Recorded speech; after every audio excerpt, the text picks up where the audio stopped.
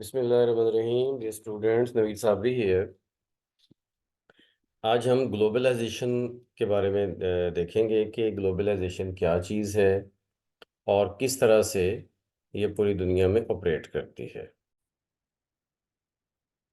Students, globalisation का word global से निकला है। ग्लोबल का वर्ड ग्लोब से निकला है। ग्लोब उस वर्ल्ड मैप को कहते हैं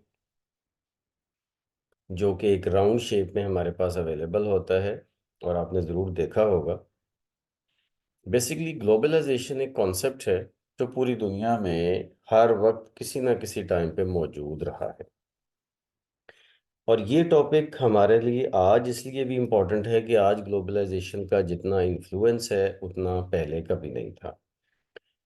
और स्पेसिफिकली अगर हम देखें अपने एग्ज़ाम के लिए, तो ऐसे राइटिंग में या करंट अफेयर्स में ये टॉपिक जितना आज रेलेवेंट है उतना इससे पहले कभी नहीं था।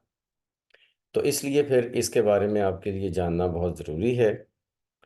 ये टॉपिक होगा और इसके बाद ग्लोबलाइजेशन के बारे में मज़ीद टॉपिक्स भी आएंगे कि पाकिस्तान से उसका क्या ताल्लुक़ है, और इस तरह से मज़ीद बाकी चीज़ें भी। लेकिन ये वाला जो हमारा लेक्चर है ये सिर्फ़ और सिर्फ एक बेसिक आइडिया आपको देगा कि ग्लोबलाइजेशन असल में है क्या।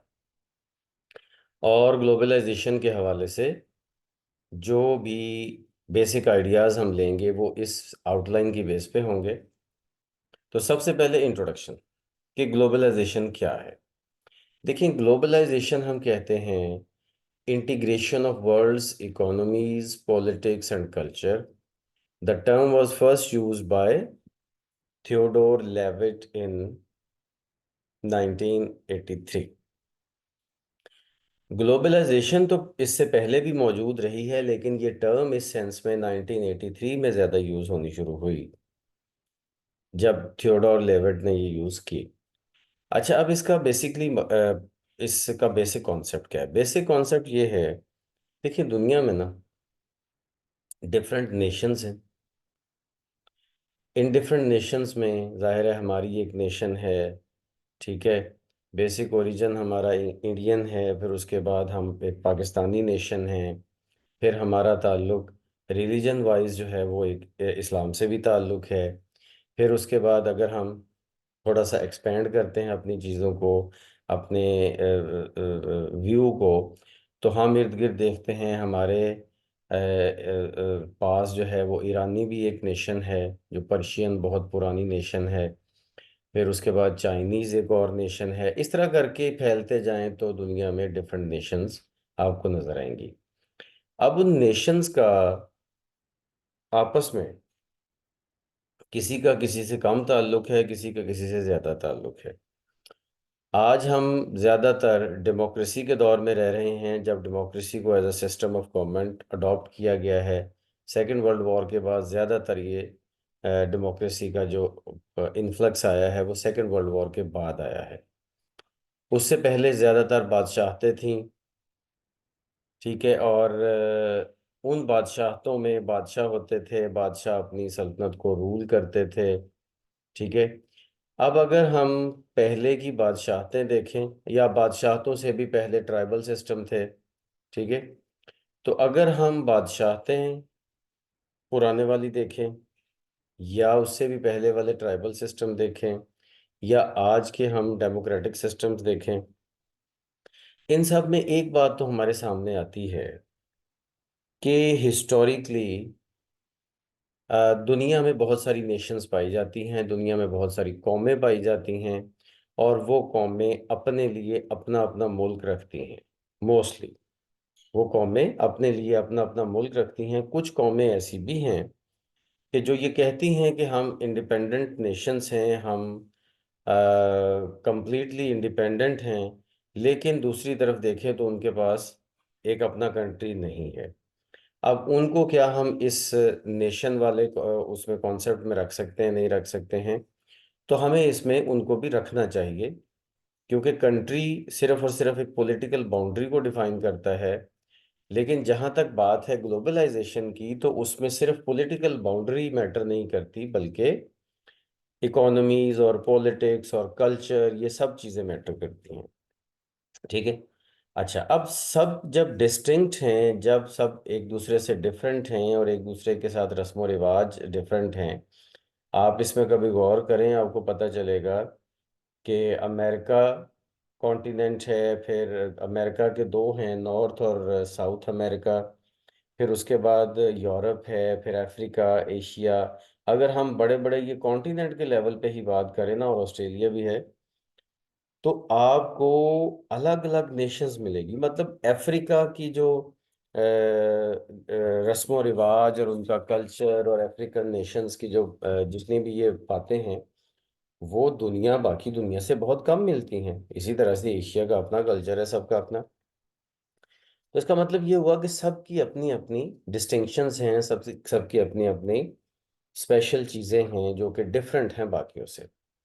अच्छा, लेकिन हमेशा से, जब से ये दुनिया बनी है अब तक, एक इंसान की ख्वाहिश रही है, हर नेशन की, हर कौम की ये ख्वाहिश रही है कि वो अपने पॉलिटिकल इन्फ्लुएंस को बढ़ाए। इसीलिए बड़े बड़े एम्पायर्स बने। ठीक है, रोमन एम्पायर था, फिर उसके बाद पर्शियन एम्पायर था, फिर उसके बाद इस्लामिक एम्पायर बना, मुस्लिम एम्पायर। ठीक है, जिसको डिफरेंट जो थे, अपना ख़ानदान थे, उन्होंने लीड किया।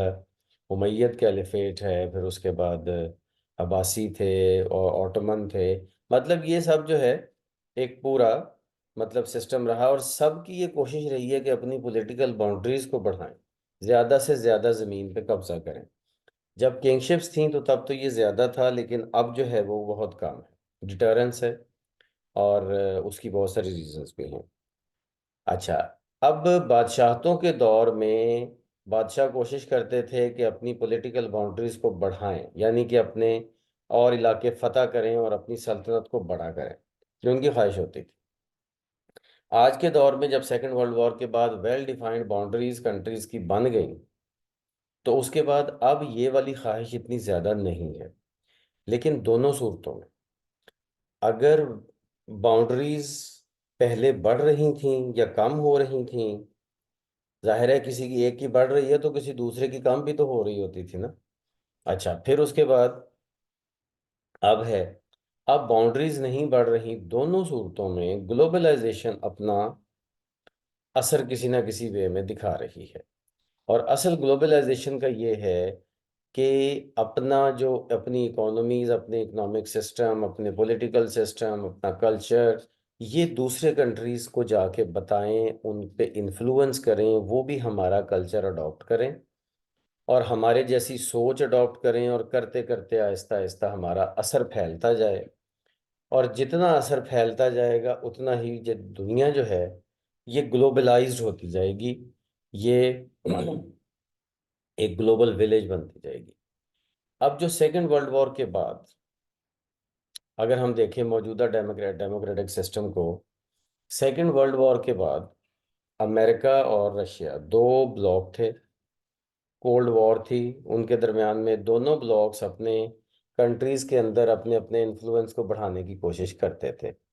कुछ कंट्रीज अमेरिका के जेर असर थे, कुछ कंट्रीज रशिया के जेर असर थे। फिर आहिस्ता आहिस्ता ये चीज़ें सारी आगे चलती रहीं, और 1989 वो टाइम आया कि जब रशियन एम्पायर टूट गया, यूएसएसआर टूट गया, रशिया अपनी बाउंड्रीज की हद तक पीछे चला गया, और नए कंट्रीज उसमें से निकले।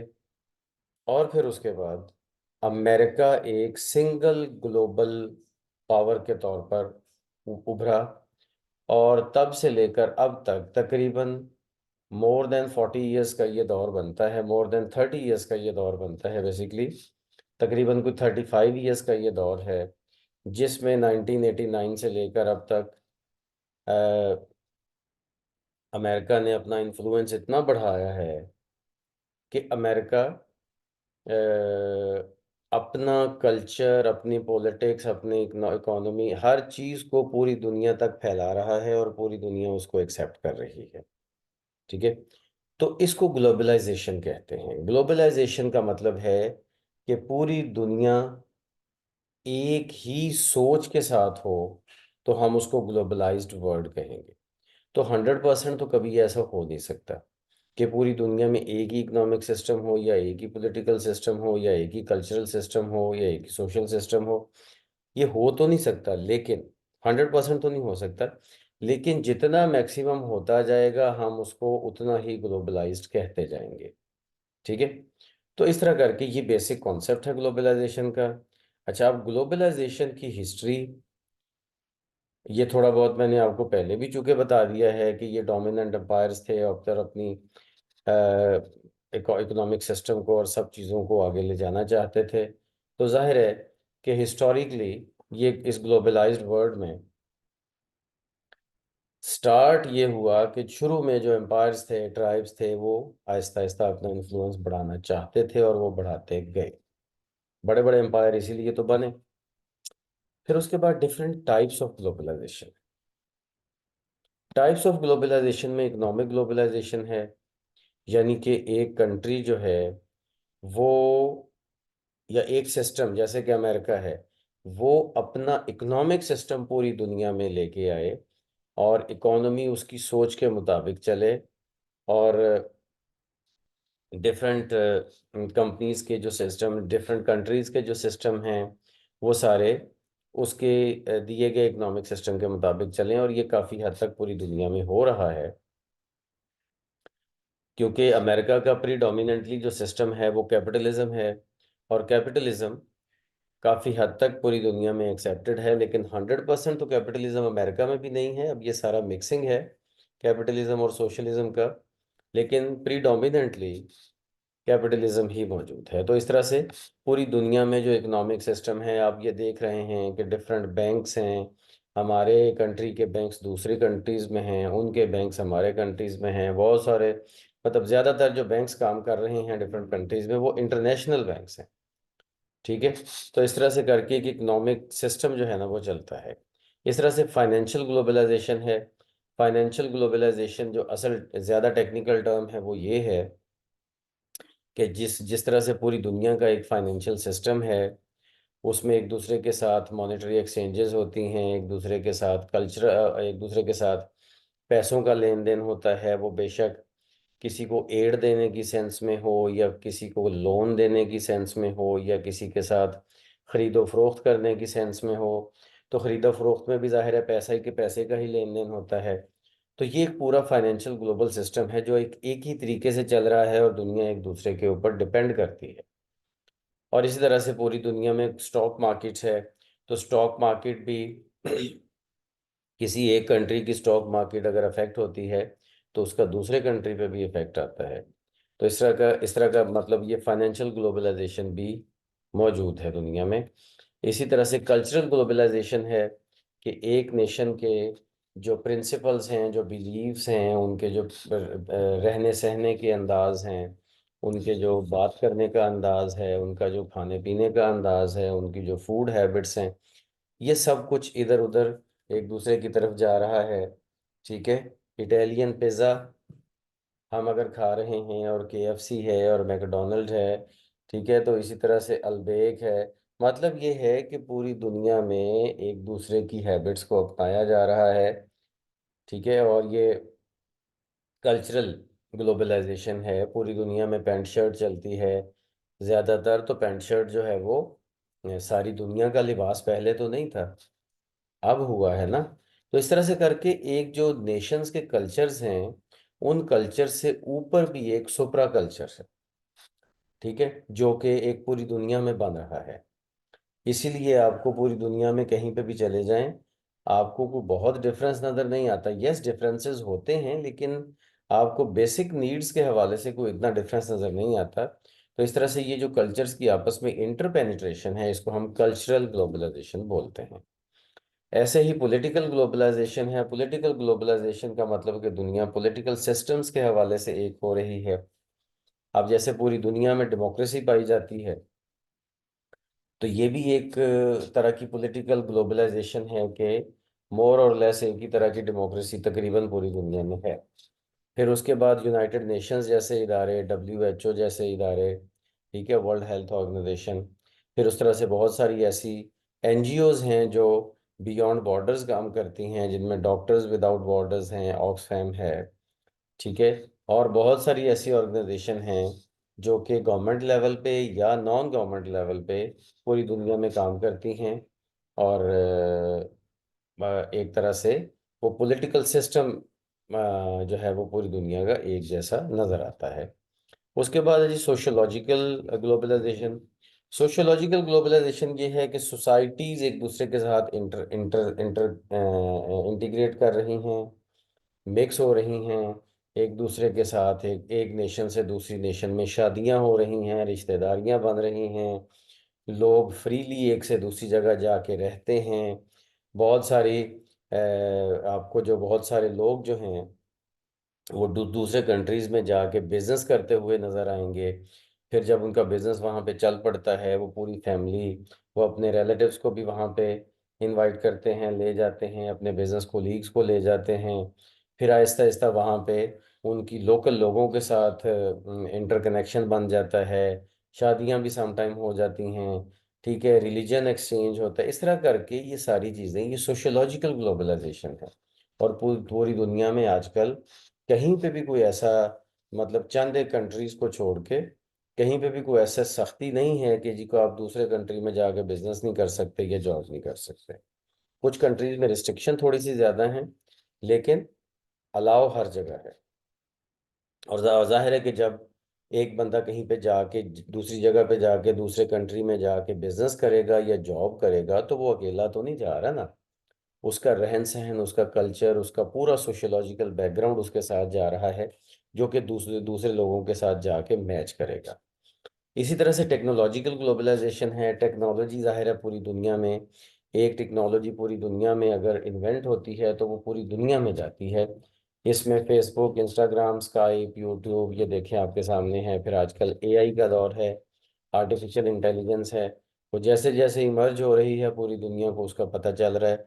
और टेक्नोलॉजिकली पूरी दुनिया तकरीबन आप समझ लें कि पूरी दुनिया के जो बिलियंस ऑफ पीपल हैं वो एक दूसरे के साथ इंटरकनेक्टेड हैं और एक ही तरह की टेक्नोलॉजी तकरीबन यूज कर रहे हैं।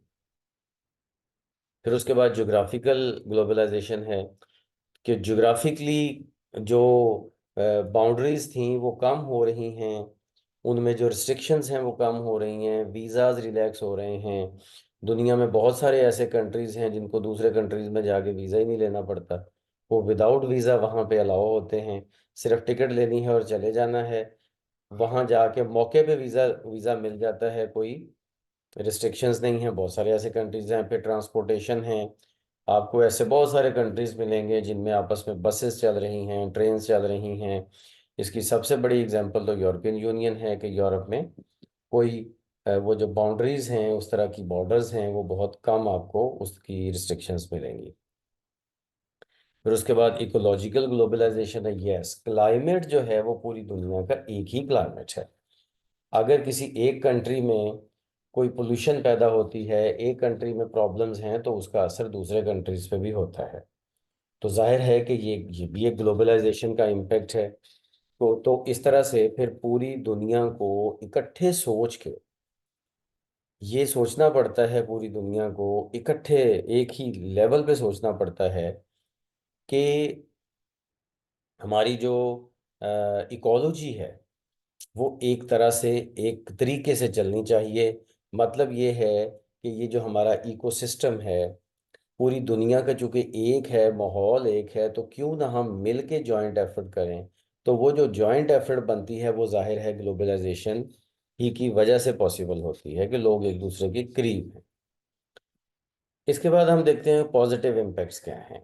ग्लोबलाइजेशन के पॉजिटिव इम्पैक्ट्स में सबसे पहले जी इकोनॉमिक ग्रोथ। एक कंट्री ग्रो करता है तो दूसरा कंट्री भी उसके साथ ही ग्रो करता है। ये ग्लोबलाइजेशन का एक पहला पॉजिटिव इम्पैक्ट है कि अगर एक इकोनॉमी ग्रो कर रही है, एक कंट्री ग्रो कर रहा है, एक कंट्री की इकोनॉमी बहुत अच्छी है, तो जाहिर है कि वो ये चाहेगा कि उसमें दूसरे कंट्रीज के लोग आके जॉब्स करें, उसको दूसरे कंट्रीज से जो स्पेशलिस्ट लोग हैं वो वहाँ पे आएँ और वहाँ पे अपनी एक्सपर्टीज़ के थ्रू उस इकोनॉमी को मज़ीद ग्रो करें। तो वो फिर इकोनॉमिक ग्रोथ पूरी दुनिया की होती चली जाती है कि जो कंट्री ग्रो कर रहा होता है वो तो कर रहा होता है, लेकिन जिस कंट्री जो एक बंदा दूसरे कंट्री में जाके जॉब कर रहा है तो वो अपने कंट्री में पीछे पैसे भी भेज रहा है अपनी फैमिली को। तो एक तरह से फिर वो एक ओवरऑल इकोनॉमिक ग्रोथ का कॉन्सेप्ट आ जाता है। फिर जॉब क्रिएशन है। ठीक है, जब जॉब क्रिएट होती है तो कंपनीज को ये सोचना नहीं पड़ता कि जी अब लोग कहाँ से आएंगे, क्योंकि उनको पूरी दुनिया उनके लिए एक मार्केट है और उन्हें कहीं ना कहीं से लोग मिल जाते हैं। फिर टेक्नोलॉजिकल एडवांसमेंट है। टेक्नोलॉजी ज़ाहिर है सारी दुनिया जब मिल के सोच रही है, और एक कंट्री की ने अगर कोई टेक्नोलॉजी डेवलप की है और वो फौरन से पूरी दुनिया में जा रही है, तो कोई दूसरा कंट्रीज अगर उसी तरह की टेक्नोलॉजी पे काम कर रहे हैं तो वो उससे आगे सोचेंगे कि हम मज़ीद इससे आगे बढ़ें। तो इस तरह से एक ये टेक्नोलॉजिकल एडवांसमेंट का ओवरऑल एक कॉन्सेप्ट बनता है। फिर कल्चरल एक्सचेंज है, एक दूसरे के साथ कल्चर एक्सचेंज होता है। लोग इधर उधर जाते हैं तो बड़ी आसानी से लोग एक दूसरे के बारे में जानना शुरू कर देते हैं। फिर increase access to goods. Goods चीज़ें जो हैं, बेशक वो रॉ मटेरियल है या वो बेशक जो है वो फाइनल प्रोडक्ट्स हैं, वो एक दूसरे के साथ बड़ी आसानी से भेजी जा सकती हैं, खरीदी जा सकती हैं, मंगवाई जा सकती हैं। उसके बाद एजुकेशन अपॉर्चुनिटीज़ हैं। यस, स्कॉलरशिप की बेस पे या किसी भी और बेस पे एक दूसरे कंट्रीज़ में जाकर एजुकेशन लेना ये बहुत आसान हो गया है। फिर एफडीआई है, फॉरेन डायरेक्ट इन्वेस्टमेंट। दूसरे कंट्रीज़ में जाके इन्वेस्ट करना और वहाँ पे जाके उन उन कंट्रीज़ में जाके बिजनेस करना, और बिजनेस करके उन कंट्रीज़ को भी इम्प्रूव करना, ये एक कॉमन फिनोमिना है आज के ग्लोबलाइज्ड वर्ल्ड में। फिर ग्लोबल कोऑपरेशन है। ग्लोबल कोऑपरेशन, एक दो कंट्रीज एक दूसरे के साथ ग्लोबली कनेक्ट हो रहे हैं, कंट्रीज एक दूसरे के साथ कोऑपरेट कर रहे हैं, और इसी कोऑपरेशन की वजह से इस ये कोऑपरेशन एड की बेस पे भी होता है, लोन की बेस पे भी होता है, लेकिन बहरहाल एक दूसरे के साथ कोऑपरेशन चल रहा है। इनोवेशन डिफ्यूजन, यस, एक तरफ अगर कोई नई सोच आती है तो वो आहिस्ता आहिस्ता दूसरी तरफ भी जाती है और उसका फ़ायदा होता है, और वो जाहिर है कि पूरी दुनिया के लिए फ़ायदे का बायस बनती है। फिर टूरिज़्म ग्रोथ है। यस, एक दूसरे के कल्चर्स के बारे में जाना जाता है और एक दूसरे के बारे में, मतलब पुराने दौर में तो टूरिस्ट होते ही बहुत कम थे, क्योंकि एक दूसरे कल्चर के बारे में जानने का पहले तो इतना ज़्यादा लोगों में शऊर नहीं था। फिर उसके बाद इतनी फैसिलिटीज़ नहीं थी कि जाया जा सकता, और फिर उसके बाद रिस्ट्रिक्शंस बहुत ज़्यादा थी, और चूंकि लोगों को अपनी जान के बड़े ख़तरे होते थे तो इसलिए फिर वो एक दूसरी जगह पे आना जाना मुश्किल समझते थे, लेकिन आज ये सब कुछ पॉसिबल है। पॉवर्टी रिडक्शन हो रही है, जाहिर है कि पॉवर्टी रिडक्शन हो रही है, लोगों को जॉब का प्रॉब्लम नहीं है। फिर है जी improved health care. Yes, health care को, जाहिर है हेल्थ इंसान की सबसे बुनियादी चीज़ है, एजुकेशन से भी और हर चीज़ से बुनियादी चीज़ हेल्थ है। और अगर हेल्थ इंप्रूव हो रही है तो फिर सब कुछ इंप्रूव हो रहा है। और अगर एक कंट्री में कोई हेल्थ से रिलेटेड अगर कोई नई चीज़ें आती हैं, जैसे कैंसर का इलाज अब मशीनरी से हो रहा है, तो ये फिर पूरी दुनिया में जाती हैं चीज़ें, और इससे पूरी दुनिया के लोगों को फ़ायदा होता है और हेल्थ केयर सिस्टम इम्प्रूव होता है। एक्सेस टू कैपिटल, यस, मतलब अब कहीं पे भी इन्वेस्टमेंट का, पैसे का मसला नहीं रहा। एक कंट्री के लोग दूसरी कंट्री में जाके इन्वेस्ट करते हैं, और वो लोग के जिनके पास आइडियाज़ हैं और उनके पास सरमाया नहीं है, वो किसी न किसी सरमाया वाले बंदे से रब्ता करते हैं, उनकी तरफ एक्सेस करते हैं और वो मिल के बिजनेस करते हैं। इसी तरह से इन्वायरमेंटल अवेयरनेस है, एनवायरनमेंट से रिलेटेड अवेयरनेस पैदा हो रही है ताकि अपने अर्थ के ओवरऑल एनवायरनमेंट को बचाया जा सके। फिर कम्युनिकेशन ज़्यादा हो रही है कंट्रीज़ की। कल्चरल डाइवर्सिटी है। यस, कल्चरल डाइवर्सिटी है। ठीक है, एक कंट्री सिर्फ अपनी ही कल्चर के ऊपर नहीं चल रहा, बल्कि दूसरे कल्चर से भी उनकी अच्छी चीज़ें ले रहा है, तो ये डाइवर्सिटी पैदा हो रही है। और फिर लोगों के स्टैंडर्ड जो हैं वो लाइफ के स्टैंडर्ड बेहतर हो रहे हैं। ग्लोबल ग्लोबल ब्रांड्स की डेवलपमेंट हो रही है पूरी दुनिया में। हमारी ब्रांड्स दूसरे कंट्रीज़ में जा रही हैं, उनकी ब्रांड्स हमारे कंट्रीज़ में आ रही हैं, बेशक वो खाने पीने की ब्रांड्स हैं या कपड़ों की ब्रांड्स हैं या किसी भी और तरह की ब्रांड्स हैं या मोबाइल फ़ोन की ब्रांड्स हैं या गाड़ियों की ब्रांड्स हैं, ये सब। फिर ग्लोबल टैलेंट पूल है। यस, वही टैलेंट पूल, यही के पढ़े लिखे लोग स्किल्ड लोग जो हैं वो पूरी दुनिया में एक दूसरे की तरफ इजीली आ जा सकते हैं, और पूरी दुनिया ही असल में एक टैलेंट पूल बन गया है कंपनीज के लिए। और knowledge sharing, yes, knowledge sharing होती है, नॉलेज शेयरिंग की बेस पे ही दुनिया आगे तरक्की कर रही है।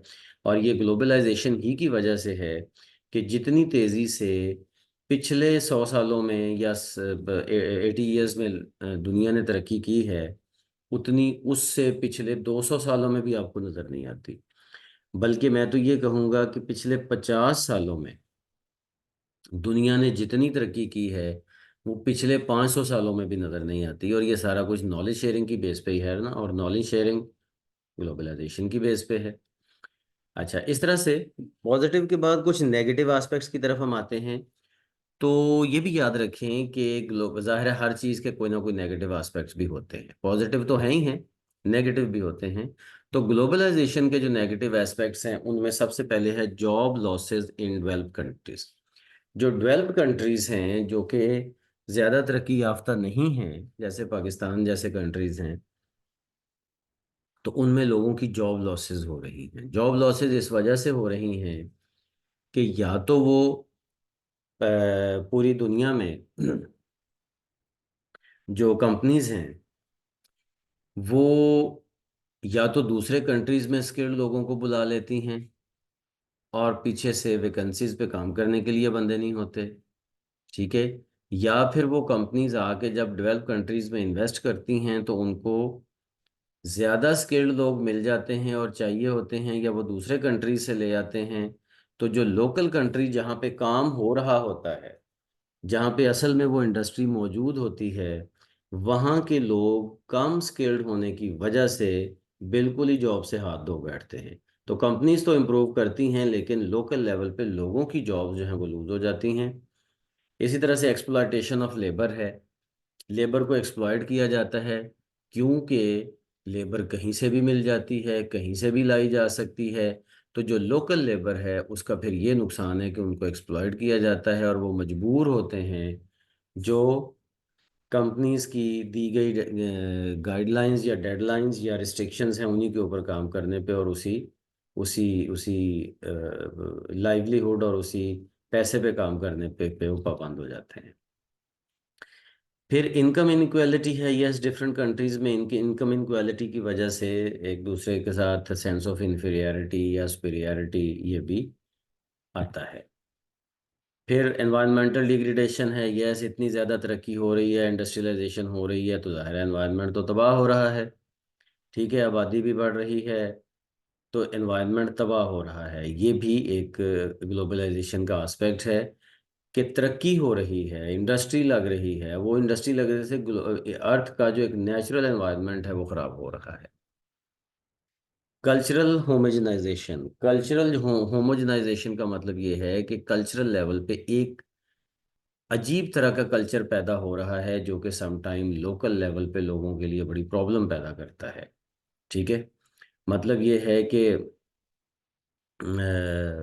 कल्चरल लेवल पे ज़ाहिर है कुछ कंट्रीज ऐसे हैं, कुछ कंट्रीज ऐसे भी होते हैं, कुछ नेशंस ऐसी हैं जो अपने कल्चर को हर सूरत में प्रोटेक्ट करना चाहती हैं, लेकिन कल्चरल होमोजेनाइजेशन की वजह से, ग्लोबल कल्चर की वजह से उनका जो छोटे कल्चर्स होते हैं वो दब जाते हैं, और कई दफ़ा बहुत ही कम रह जाते हैं और ख़त्म होने के करीब आ जाते हैं। फिर है जी कि dependency on global market, yes, local market उतनी इम्पोर्टेंट नहीं रह गई जितनी ग्लोबल मार्केट इम्पोर्टेंट हो गई है। इस वजह से लोगों को हमेशा ग्लोबल मार्केट की तरफ ही देखना पड़ता है। फिर उसके बाद लोकल बिजनेसेस जो हैं वो लूज़ हो रहे हैं, लोगों के जो लोकल बिजनेसेस हैं वो उसमें लॉसेज आ रहे हैं, प्रॉब्लम्स आ रही हैं।